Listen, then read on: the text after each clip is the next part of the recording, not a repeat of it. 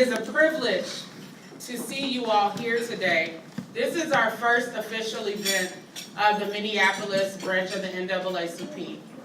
So that deserves an applause. As you all know, we've been through a lot in terms of getting our branch recalibrated, and it's really been with the support of the community, volunteers, and leaders like all of you that we've been able to get off to a running start. The Minneapolis NAACP has been involved in a number of initiatives already since we launched the organization again in May of 2015. I'll just give you a few examples. Most recently, we collaborated with Black Lives Matter St. Paul to advocate for the firing of a Metro Transit officer who beat a young man by the name of Marcus Abrams, 17-year-old African-American young man who was autistic. And unfortunately, it took not only a press release from the NAACP, but also taking the matter to the streets and stopping the light rail transit on the day of the Vikings game, for them to actually listen and for justice to prevail, or at least a semblance of justice in that situation by that officer being fired. And for many of us who've been following the Black Lives Matter movement and a lot of these issues, we know how difficult it is for accountability to happen even when circumstances are caught on videotape. So from my perspective, it's important for us to continue to use all of the tools that are at our disposal to fight for change.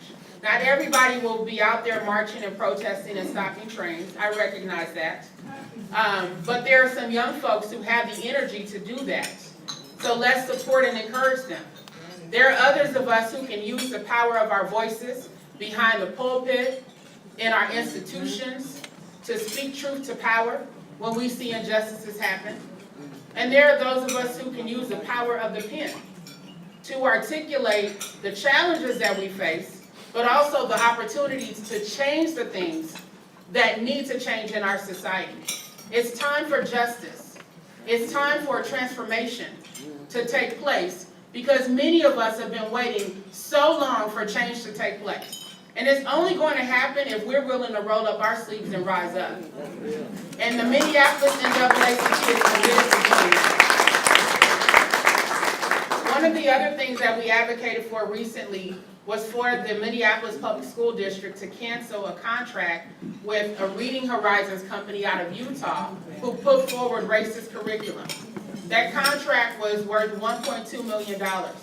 And we also stepped up as the NAACP by submitting 2 letters and showing up and reading those letters publicly to demand accountability. And we were told that at the end of that meeting that the board had decided to cancel that contract, which from my perspective was important.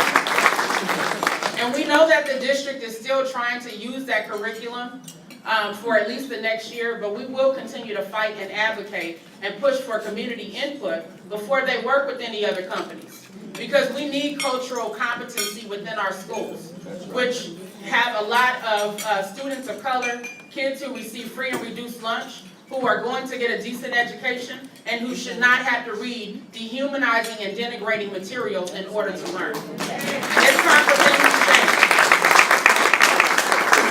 We were also involved, along with many of the organizations in the room, in the repeal of lurking and spitting ordinances in the city of Minneapolis, at a time when people didn't think that it could happen. So we band together with the ACLU, with the Coalition for Critical Change, with the Minnesota Association of Black Lawyers, with the Community Justice Project, which is the civil rights legal clinic that I run at St. Thomas, along with many other organizations, and we demanded that those 2 ordinances be taken off the books because they were antiquated and they were being used to discriminate, particularly against young African American men in the community. Those were Jim Crow laws, because after slavery ended, if black men spit on the sidewalk, they would be arrested. And that was in the Deep South. So why do we have similar laws in the city of Minneapolis where we're claiming to be liberal and progressive? So if that's the case, our law should reflect that. So we will be continuing to stand on the front lines, committed to fighting for justice.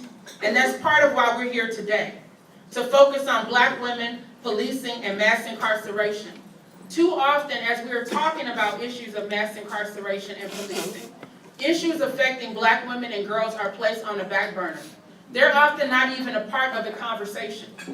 But this past week, America received a wake-up call when we watched that devastating, dehumanizing video of a little Black girl in South Carolina being brutally attacked by a white school resource officer, resource in quotes, in South Carolina. That was completely unacceptable.